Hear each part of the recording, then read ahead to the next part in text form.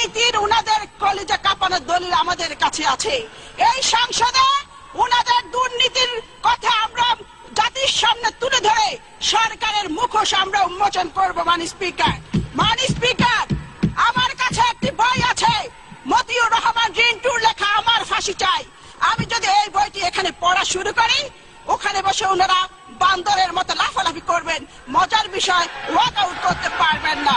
মাননীয় স্পিকার, সম্প্রতি 4টি সিটি কর্পোরেশন নির্বাচনে 18 দলীয় প্রার্থীর বিপুল বিজয় ঘোষণা করছে বাংলাদেশের আগামী দিন নিপীড়িত নির্যাতিত মানুষের নেত্রী বেগম খালেদা জিয়া।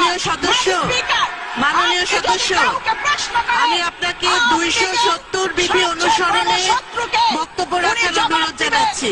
আওয়ামী লীগের সবচেয়ে বড় শত্রু আওয়ামী লীগের নেতা নেত্রীদের জিহ্বা।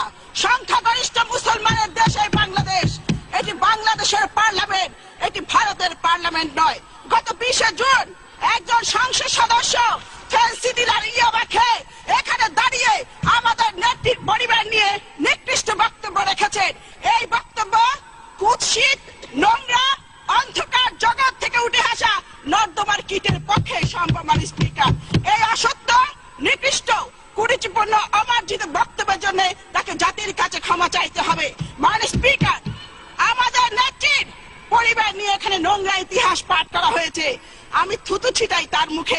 তিনি সিদ্দিক সালিকের একটি বইয়ের কথা বলেছেন। আমি চ্যালেঞ্জ দিয়ে বলতে চাই, এই নামে কোনো বই নেই।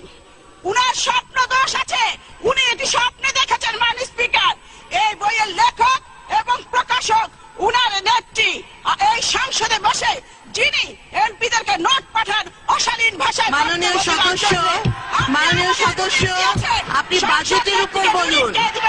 বাজেটের উপর বলুন। এক নম্বর ব্যক্তি যদি ঠিক হয়ে যায়, আমরা সকলে ঠিক হয়ে যাবো। মাননীয় স্পিকার।